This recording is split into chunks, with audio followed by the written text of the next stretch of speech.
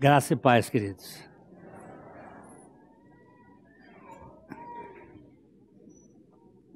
Dizem por aí que velho morre de 3K. Eu levei um deles. Estou meio troncho. Só faltam os outros 2. Aí o resto vocês já vão descobrir.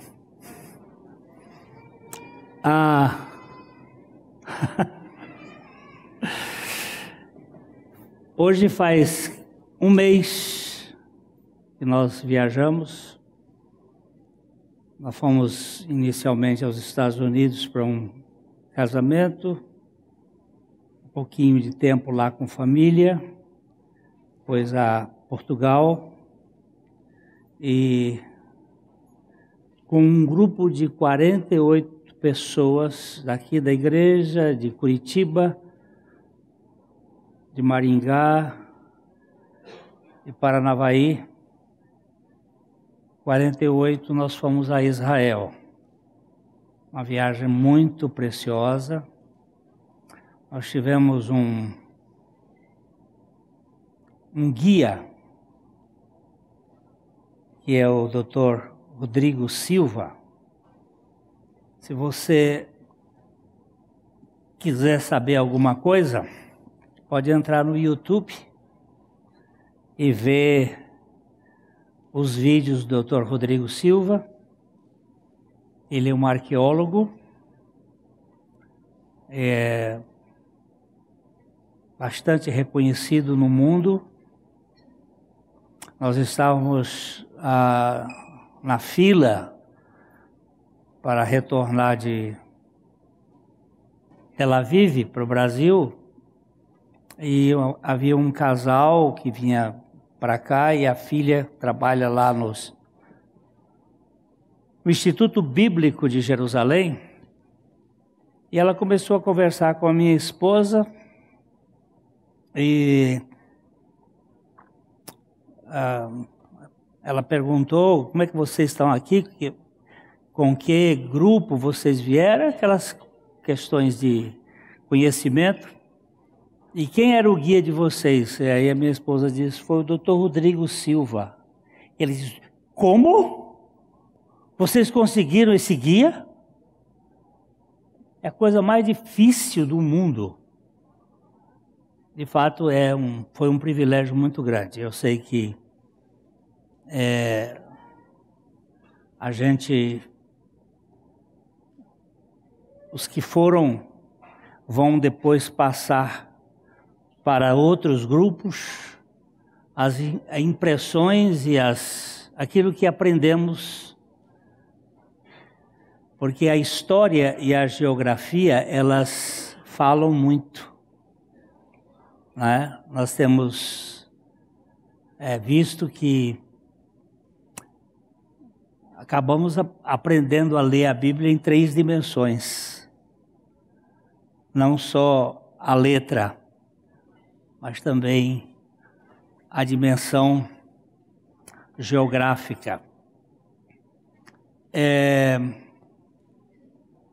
Não sei por que eu mandei o artigo do estudo de hoje, mas de alguma maneira não sei se foram os hackers, ele foi bloqueado, não chegou aqui. Como há hacker para todo lado, eu sei que meu estudo de hoje não era este, que está no boletim. Mas nós vamos aproveitar. Esse aqui foi feito em 2016, mas ele é como água, é atualíssimo. Uma das coisas que Israel marca é a questão da água. A importância daquela terra é a água. E também a importância da Bíblia é o Evangelho, que é a água viva. Hoje é 16 de junho, mas já é Natal. Natal, vem cá.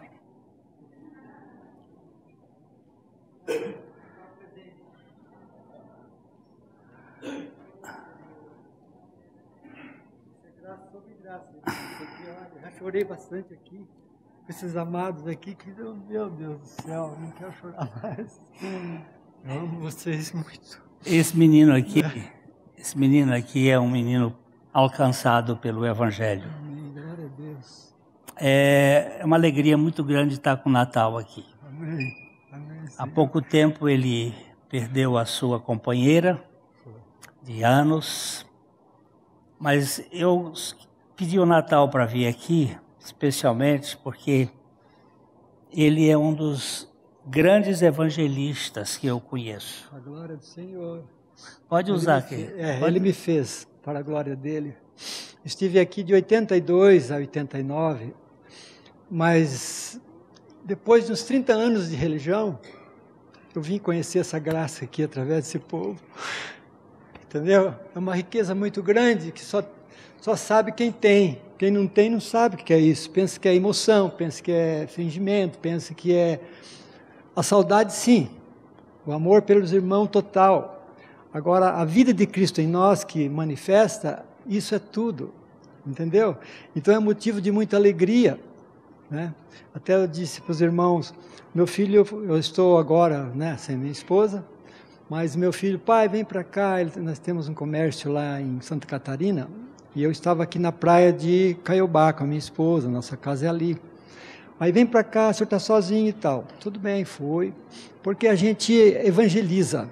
Jesus falou assim, aquele que produz frutos é meu discípulo. Então ele me fez um discípulo dele. E por onde a gente anda por esse planeta, a gente vai semeando, sabe? Então a graça é essa. E daí meu filho falou, pai, por que o senhor não vai numa igreja aqui? Eu falei, mas eu estou na igreja, filho. Eu nunca saí da igreja. Depois que eu conheci, que eu entrei para essa igreja, eu não saí mais. Entendeu? Mas o senhor não tem que ir numa, sei lá. Eu falei, filho, quantas vezes por semana você vai na igreja? Essa igreja que você fala. Ah, eu vou uma vez, todo domingo eu vou. Eu falei, eu vou todo dia. Eu estou na igreja todo dia. Porque nós temos lá no Wi-Fi, lá na internet, todo dia a gente ouve, a gente vê lá um estudo, compartilha com vocês. Até na ceia eu choro sozinho lá e vocês aqui na ceia e eu lá também. Então, essa participação no Espírito que Deus colocou em nossos corações não tem preço, não é? Só entende quem passou por essa morte e ressurreição com Cristo. E aí ele faz tudo, porque nós não podemos fazer nada, né? Eu oro ao Pai, quando vou sair, Pai, se tem alguém nesse caminho, o Senhor coloca diante de mim para que eles ouçam. E o Pai concede mesmo, cada viagem, a palavra, a semente vai ficando, vai sendo semeada. Não é? Então é um prazer muito grande estar com vocês aqui. Não quero tomar o tempo do pastor, porque se fosse falar, eu falava até às 6 da tarde. Eu sei disso, meu irmão. Você tem um testemunho muito precioso. Amém. O Natal, ele evangeliza com folhetos. Ele publica os folhetos, reproduz CDs e ele sai dando por onde ele passa. Aqui e acolá, pelo Paraná, pelo Santa Catarina, a gente tem ouvido. Eu recebi um folheto, um CD. Este homem aqui já distribuiu milhares e milhares e milhares. E cada um de nós pode ser um instrumento. O semeador saiu a semear. Você não sabe qual é a terra que vai cair. Ninguém sabe. Você prega aqui, não dá resultado, mas ali vai dar. Então, nós gostaríamos muito que cada um de nós pudesse ser instrumento da pregação do Evangelho. Amém, amém. Amém. Oh, que graça. Te amo muito, viu, menino? Vocês, gente, todo dia eu estou com vocês.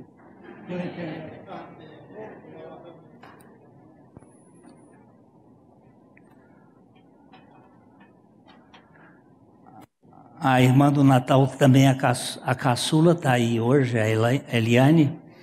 E ela hoje veio me dar um abraço muito gostoso. Você é o primeiro, ela é a última. Entre 8 irmãos.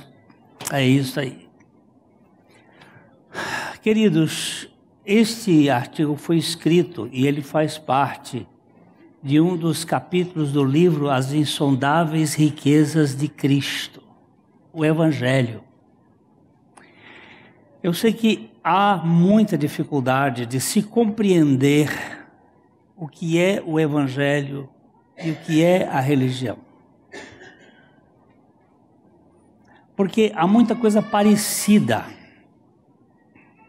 E às vezes a gente não consegue discernir.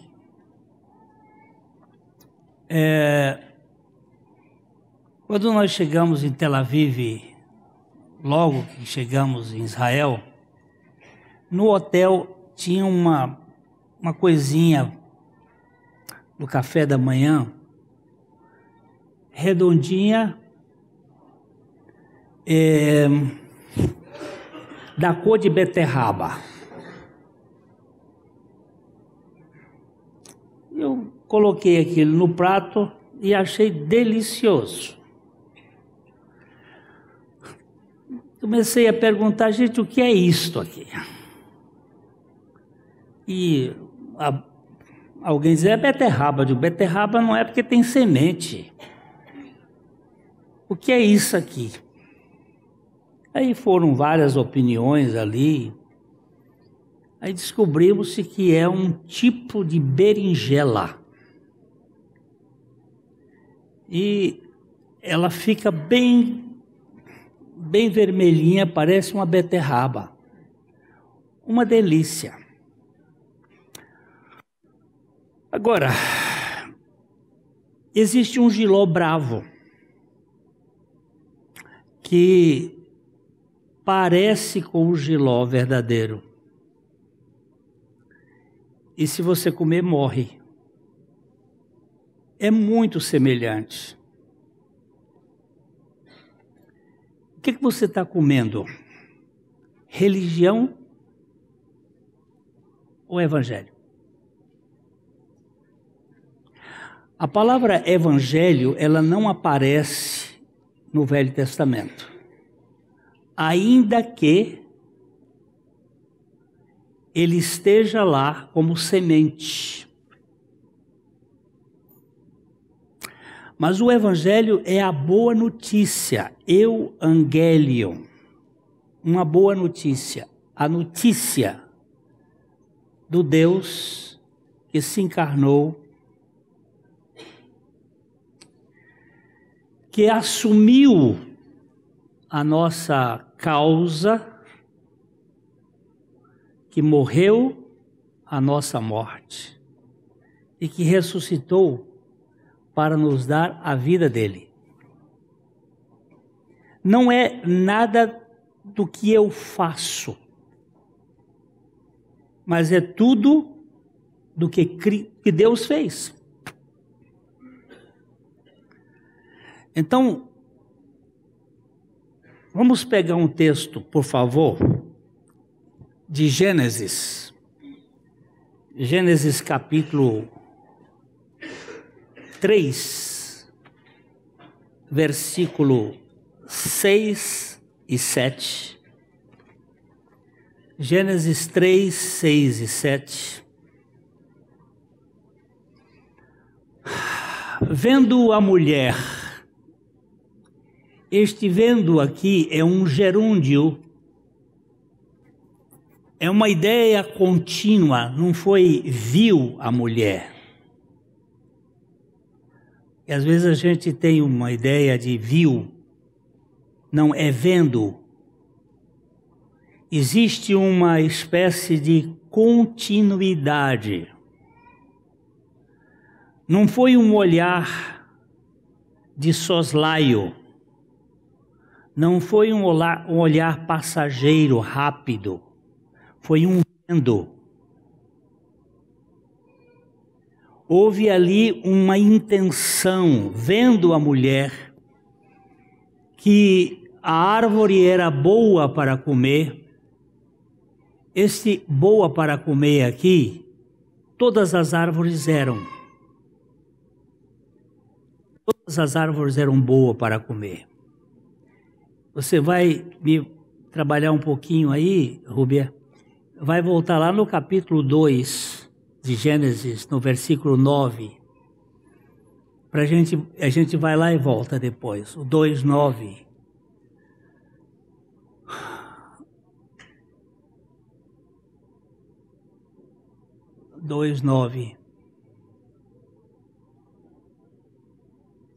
Do solo fez o Senhor brotar,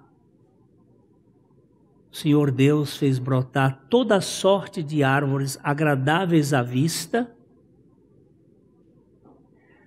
e boas para alimento, e também a árvore da vida no meio do jardim, e a árvore do conhecimento do bem e do mal. Eu considero esse versículo aqui um mapa. Ele focaliza algumas coisas. Ele diz que as árvores eram agradáveis à vista, todas elas. É uma coisa bonita quando você olha uma mata, elas são agradáveis à vista. E eram também boas para alimento. E aqui ele fala da árvore da vida que estava no meio do jardim. A que estava no meio do jardim era a árvore da vida. E este "e" aqui não significa que a árvore do bem, do conhecimento do bem e do mal, estivesse também ali no meio. E a árvore do conhecimento do bem e do mal. A árvore que estava no meio era a árvore da vida.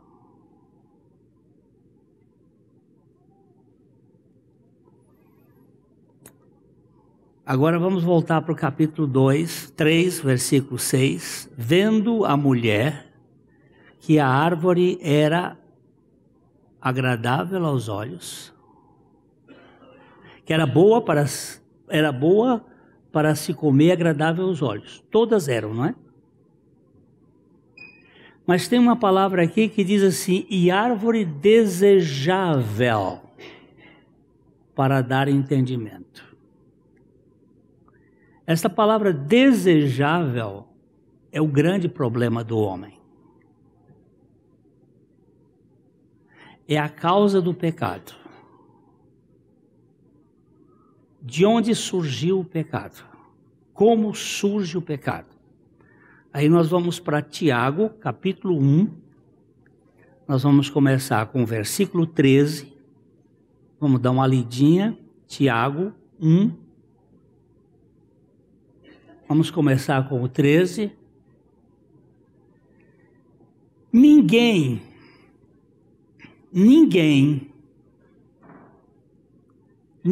ao ser tentado diga. O quê? Sou tentado por Deus. Ninguém ao ser tentado diga sou tentado por Deus. Por quê? Porque Deus não pode ser tentado pelo mal e Ele mesmo a ninguém tenta.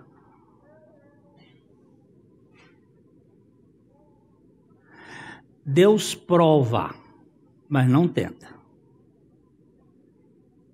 Deus nos prova, mas não nos tenta. A provação faz parte da vida cristã. A tentação é nossa. E não bota a culpa no Satanás. Ele pode ser o agente estimulador, mas a queda é nossa. E ele diz aqui muito claramente, ninguém ao ser tentado diga sou tentado por Deus, porque Deus não pode ser tentado pelo mal e Ele mesmo a ninguém tenta. Verso 14. Ao contrário, cada um é tentado pela sua própria cobiça. Essa palavra aqui, cobiça, é o desejo.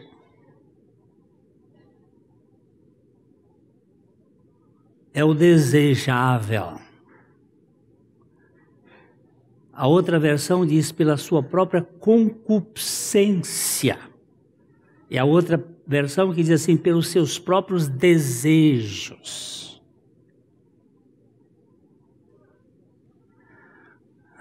Quando esta o atrai e seduz, a cobiça atrai e seduz. Os monges do deserto, eles iam para o deserto para fugir das tentações. Jesus foi levado para o deserto para ser tentado. Houve muitos monges no deserto que se emascularam, se castraram por causa da tentação do sexo. Outros se amarravam em postes, alguns vivendo amarrados em postes por mais de 40 anos. Se autopunindo, fugindo da tentação. Jesus foi para o deserto para ser tentado. Porque não existe lugar que você fuja da tentação. Porque a tentação está dentro de você.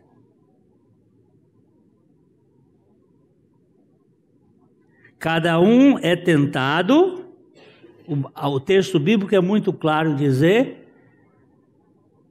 ninguém ao ser tentado diga sou tentado por Deus, porque Deus não pode ser tentado pelo mal e Ele mesmo a ninguém tenta. Cada um é tentado pela sua própria cobiça, quando esta o atrai e seduz.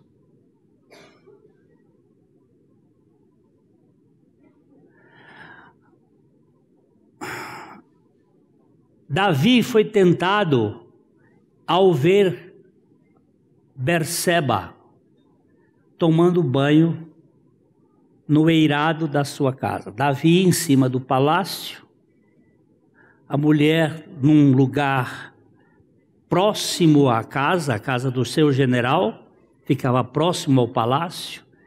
Ele, que devia estar na guerra cuidando do seu exército, estava de hora de lazer, e ele viu a Berseba tomar banho e foi seduzido pela sua própria tentação. E esta o atraiu. E ele então engendrou todo um plano para possuí-la. Não estava fora de Davi, não, estava dentro de Davi. O versículo seguinte vai dizer, no versículo 15, então a cobiça, ou os desejos, ou a vontade, ou a concupiscência, depois de haver concebido, dá à luz o pecado. E o pecado, uma vez consumado, gera morte. Existe uma sequência. Vendo a mulher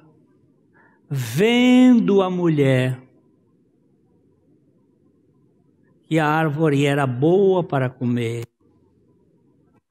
agradável aos olhos e desejável para dar entendimento, tomou, comeu, deu ao marido e ele comeu. O doutor Rodrigo, lá em Israel, fez uma brincadeira, disse: qual foi o fruto que a mulher comeu? Porque muita gente diz que é a maçã, né? A pobre da maçã leva uma fama desgraçada. Sabe por quê? Porque a maçã, em latim, quando ela está no nominativo, é mala. Mala. Mala é maçã. Quando eu estudava latim no ginásio antigamente, tinha uma frase que eles davam que era assim: mater tua mala burra est. Mater tua mala burra est. A tradução é: a tua mãe come maçãs maduras.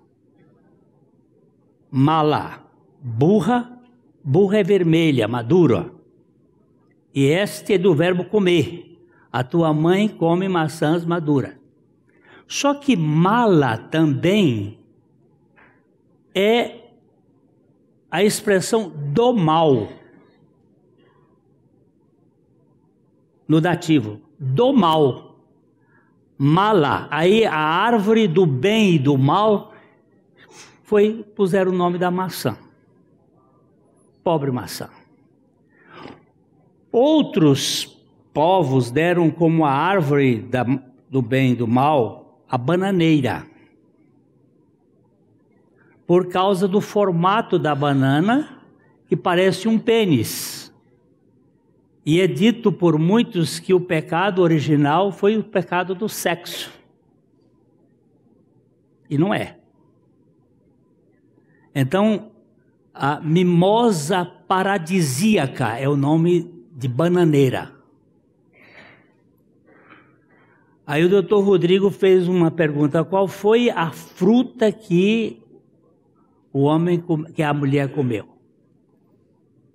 Aí ele disse, brincou com a gente, depois disse assim: é o coco.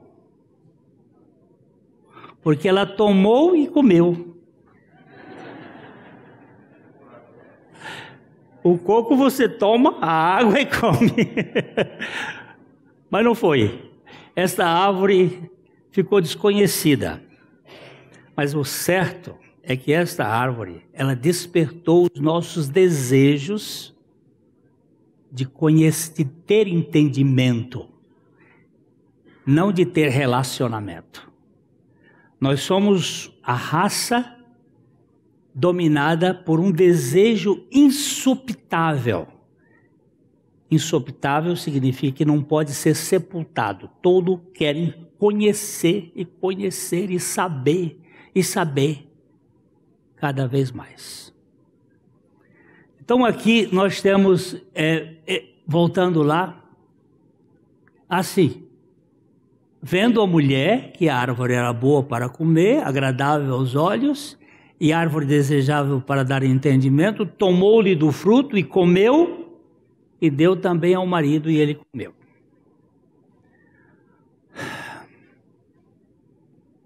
Nós temos aqui um problema, que é o seguinte: Adão foi o único que tinha a informação direta de Deus.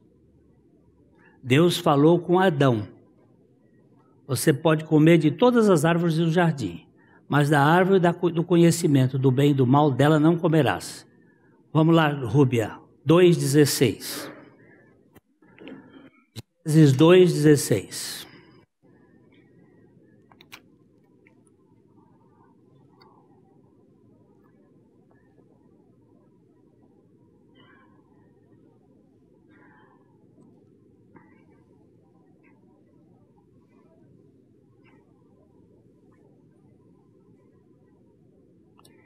E o Senhor Deus lhe deu esta ordem: de toda a árvore do jardim comerás livremente, mas da árvore do conhecimento do bem e do mal não comerás, porque no dia em que dela comeres, certamente morrerás.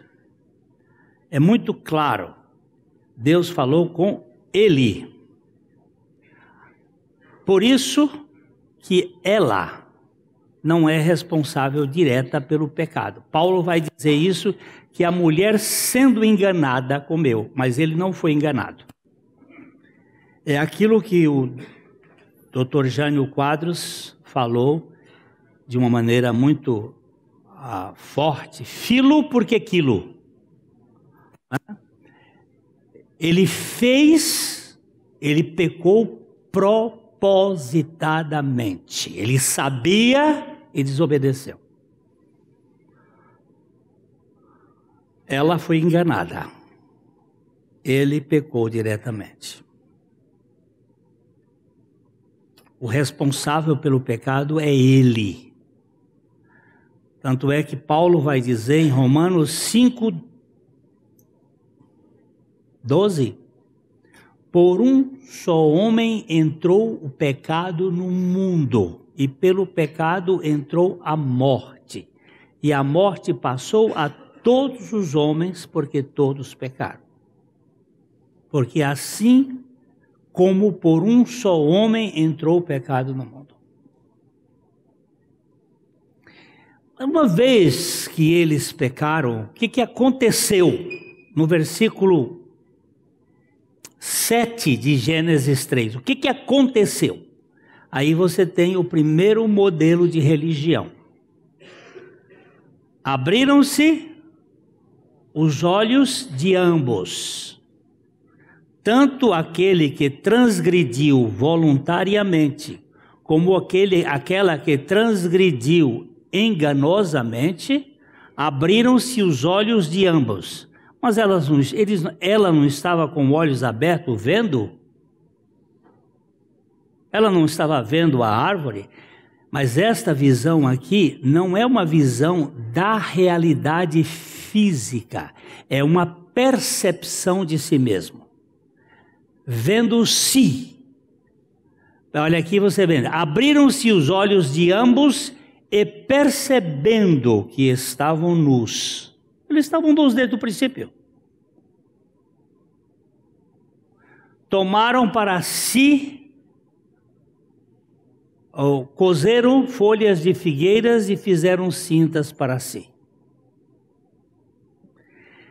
Esta aqui, toda vez que você faz alguma coisa para que você se torne digno diante de Deus, isto é religião.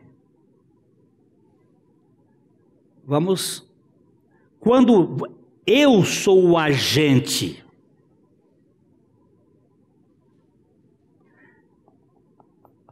para que eu me torne aceitável por Deus,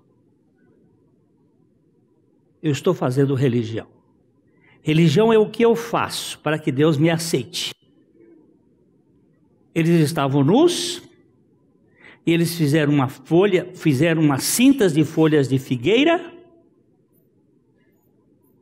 cozeram para si e se cobriram. Religião é quando você faz. Você quer ver um negócio muito sutil? Irmãos, vamos fazer uma oração. Oração não se faz. Oração é relacionamento. Eu não vou fazer uma conversa com minha esposa. Eu vou conversar com ela. Vamos fazer uma oração. De onde vem isto? Isto vem dessa tendência humana de querer se tornar o personagem principal. Que foi isso que a serpente inoculou na nossa veia. Como Deus sereis. Nós queremos ser como Deus. Nós queremos determinar a nossa vida. Como Deus sereis.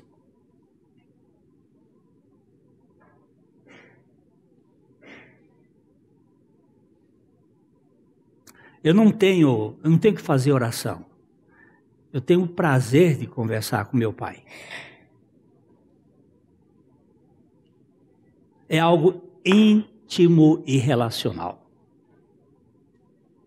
Sem nenhum peso.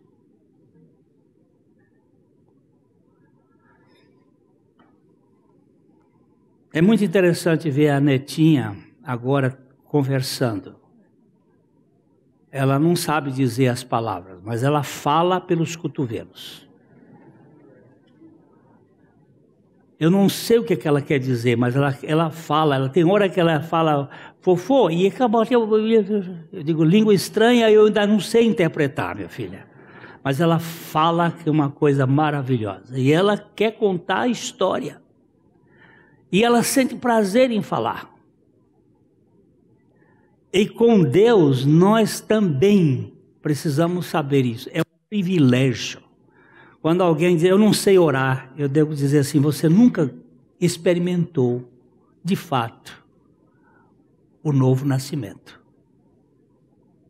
Porque se você está preocupado com o que os outros pensam ao seu respeito, é porque você nunca foi aceito de fato por Deus, que te aceitou pela graça plena. Porque se você foi aceito, pouco se importa o que os outros pensem a seu respeito.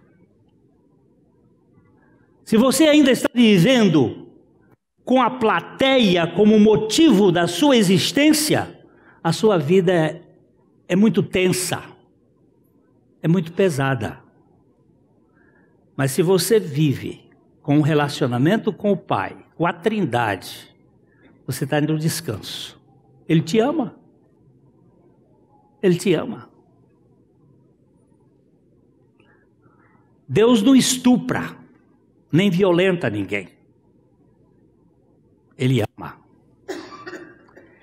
Então, aqui nós temos o primeiro modelito da religião, aquelas tangas que os homens fizeram.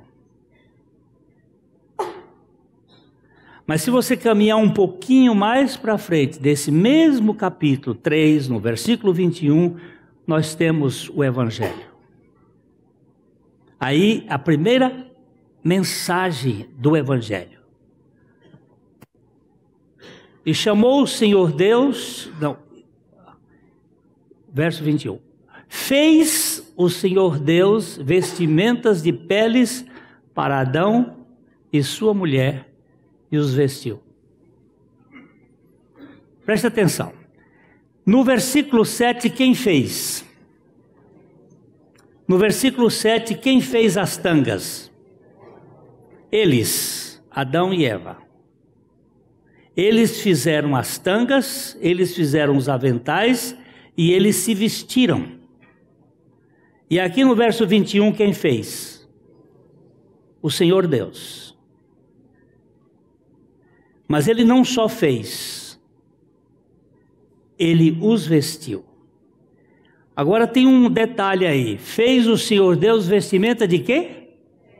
Peles. Para fazer vestimenta de peles, o que é que tem que acontecer? A morte. O primeiro sacrifício foi feito pelo próprio Senhor Deus. Porque sem derramamento de sangue não há perdão de pecados. Aqui está apontando para o sacrifício do Cordeiro de Deus que havia de tirar o pecado do mundo. Foi o Senhor que fez e foi o Senhor que investiu. Além de ser o carrasco, aquele que vai matar, ele também é o costureiro e é o camareiro, vai vestir. Isso significa graça, Deus dando e fazendo tudo ao mais indigno de todos os pecadores. Agora, isso não entra na cabeça das pessoas se não for por revelação do Espírito Santo. Tem muita gente que fica na letra e até pode entender a letra, mas não tem o descanso. Não tem o descanso. E tem muita gente que não sabe mesmo, não sabe, a coisa está confusa. A religião é a Torre de Babel, em que o homem faz uma torre de tijolos. Se você pegar o nosso boletim, o primeiro texto em negrito que está aqui no boletim é o texto de Gênesis 11:4. 11:4. O exemplo clássico do modelo religioso é a Torre de Babel. Vamos ler juntos esse versículo? Disseram: vinde, edifiquemos para nós uma cidade e uma torre cujo tope chegue até aos céus, e tornemos célebres o nosso nome, para que não sejamos nós espalhados por toda a terra. Ó, vamos fazer uma torre, vamos fazer uma cidade, vamos colocar um lugar e que o topo desta cidade, dessa torre, chegue ao céu. Sabe como é que eles construíram isto? Com tijolos. Tijolo é feito de quê? De barro cozido. Tem esforço do homem em fazer a matéria. Isso representa as boas obras das pessoas, ou as obras das pessoas que querem ser aceitas pelas suas obras.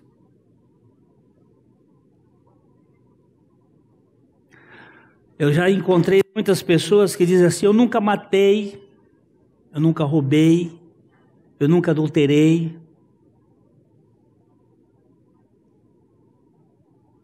Normalmente são esses os pecados que são normalmente usados como desculpa. Eu disse: já cobiçou? Já invejou? Já mentiu? Já disse algum falso testemunho? Se tropeçar num, tropeça em todos.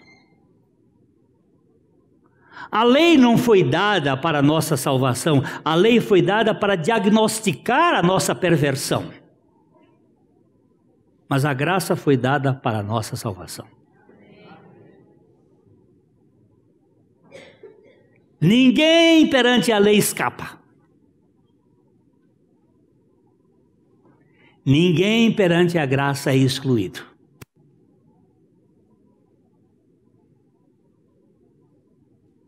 Evangelho é maravilhoso, porque o Evangelho é tudo aquilo que Jesus Cristo fez e faz para nos aceitar diante de Deus.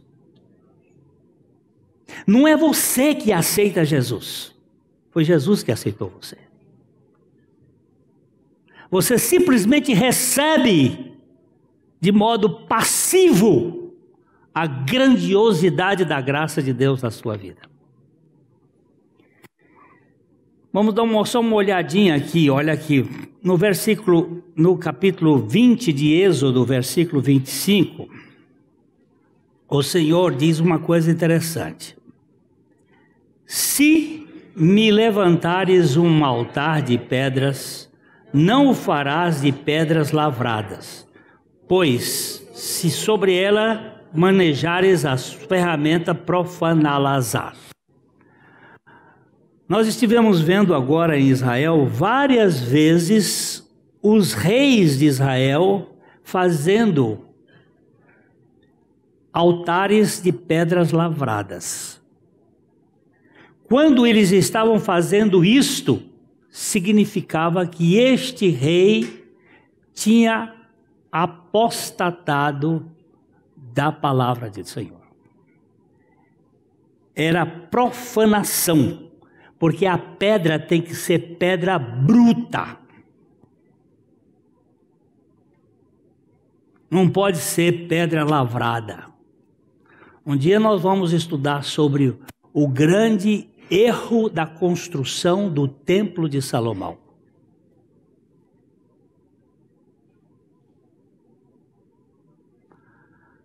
E eles deixaram um pedaço de pedra para o lado de fora. A pedra que os construtores rejeitaram, esta veio se tornar a pedra angular. Esta pedra que eles rejeitaram nada mais é e nada mais será do que o Calvário, o pedaço de pedra que eles abandonaram, de onde o Senhor Jesus foi crucificado e se tornou o Salvador de todo aquele que nele crê.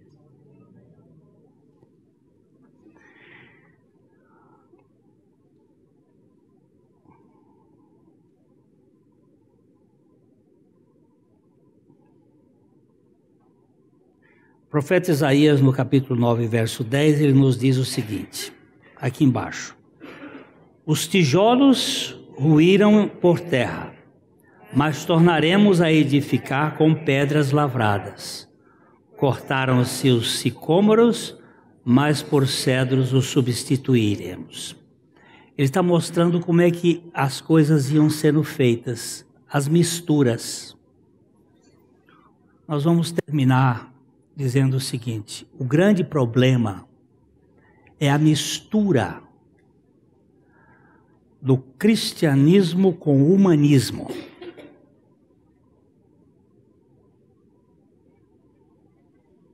Eu vou dar só um exemplo. A arca da aliança, no tempo de Davi, ela era colocada numa tenda. A arca, no tempo de Moisés, ela era colocada no santíssimo lugar. Era diferente do tempo de Davi. Davi colocou a arca numa tenda e ela ficava vista. Botava a arca lá no meio e havia 12 cantores ao redor dela.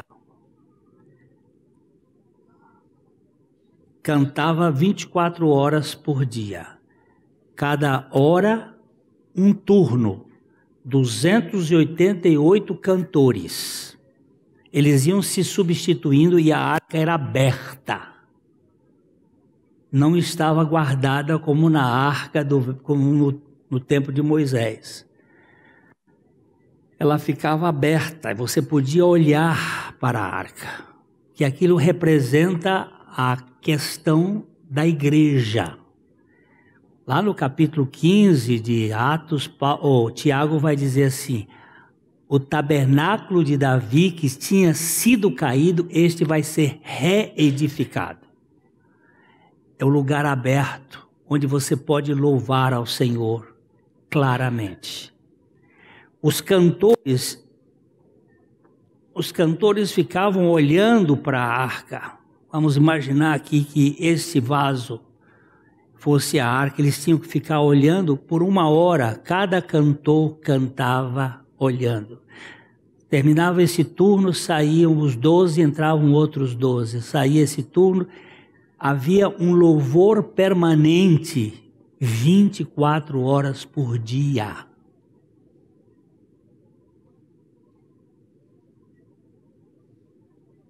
Quatro horas da madrugada tinha gente cantando lá.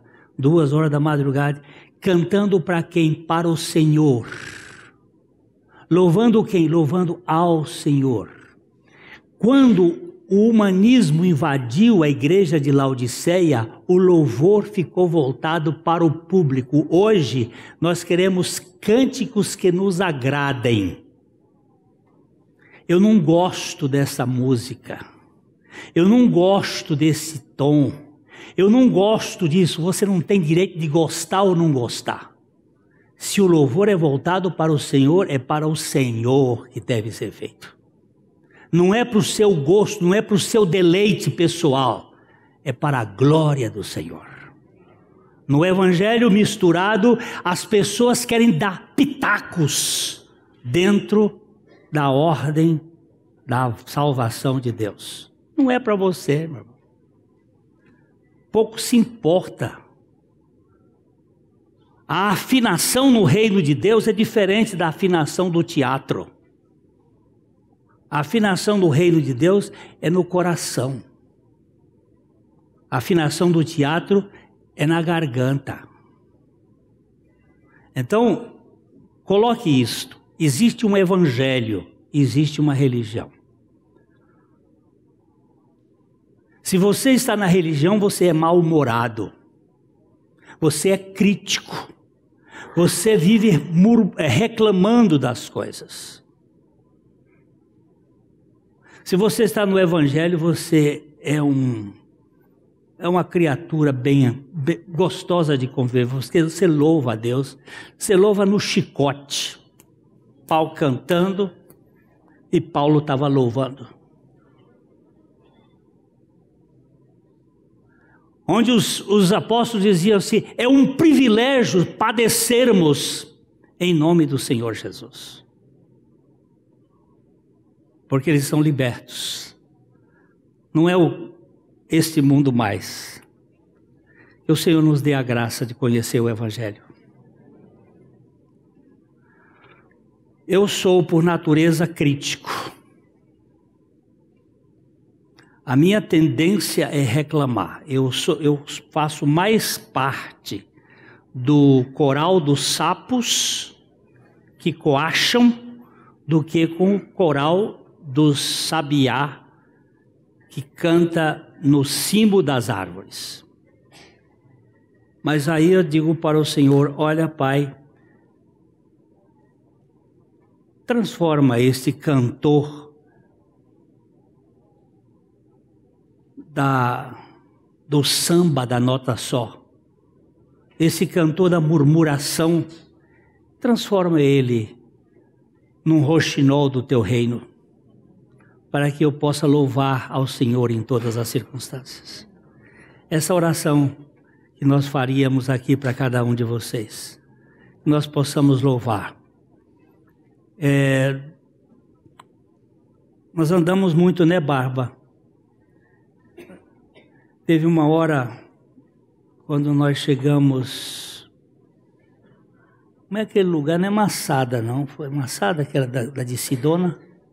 É Massada, né? Não, aquele da descida, depois do Carmelo, eu já estou até confuso. Tinha que descer um buraco enorme, e minha perna doendo, mas doendo. Eu disse: mas por que eu tenho que descer escada? Hein?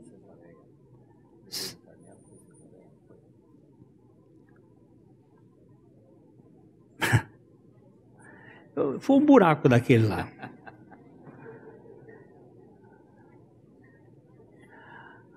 Mas doía a perna. Eu não quero nem subir nem descer. Eu quero entrar no elevador. Porque lá em Massada, nós entramos no elevador, no teleférico. E subimos, ele puxou a gente lá para as alturas. Eu não quero andar mais de escada. Eis cada um andando do seu jeito. Agora eu quero andar no jeito do Senhor. No teleférico da graça.